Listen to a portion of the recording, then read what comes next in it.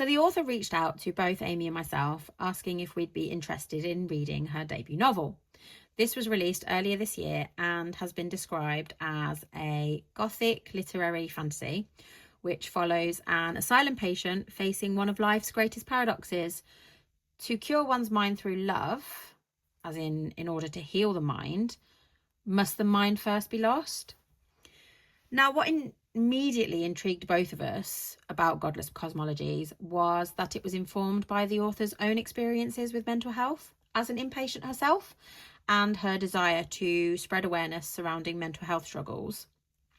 Now, both Amie and myself have dealt with our own mental health battles over the years, so this definitely called out to us.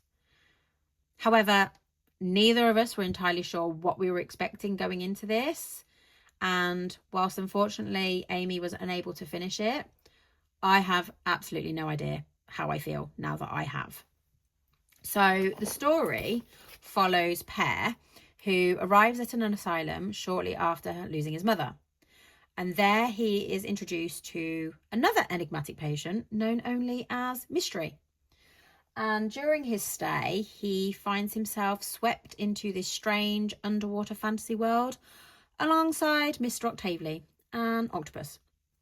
And while searching for comfort and understanding after his mother's death, Pear becomes increasingly obsessed with uncovering the mystery that is Mystery. Now, I have seen people compare this to Alice in Wonderland, and I can definitely understand why. It absolutely gives off, you've spent a little too long with the Cheshire Cat levels of surrealism and disorientation.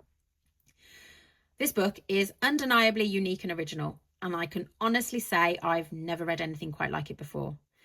Now, whether that's a good thing or not, I still genuinely don't know. And for most of the novel, I felt completely unsure of what was happening. And I actually think that might have been intentional. It reads as though you, the reader, are an impatient yourself. There's this distorted sense of reality throughout that is constantly blurring the line between conscious and subconscious mind. Now, whilst that atmosphere is incredibly well conveyed, it does make the story difficult to follow at times. Now, I get that the confusion clearly serves a purpose, but I do think it disrupted the overall flow for me personally, as I often felt a little bit more baffled than immersed. I do have to say, I did find the language quite elevated and intense, and this is something Amie picked up on as well. We caught ourselves simply just reading words on a page rather than being emotionally connected to them. Now, don't get me wrong, the author is clearly intelligent and she is undeniably talented, but occasionally the heavy descriptions and overly literary style became a little exhausting. And this perhaps maybe took away from some of the emotional impact and underlying message she was trying to convey.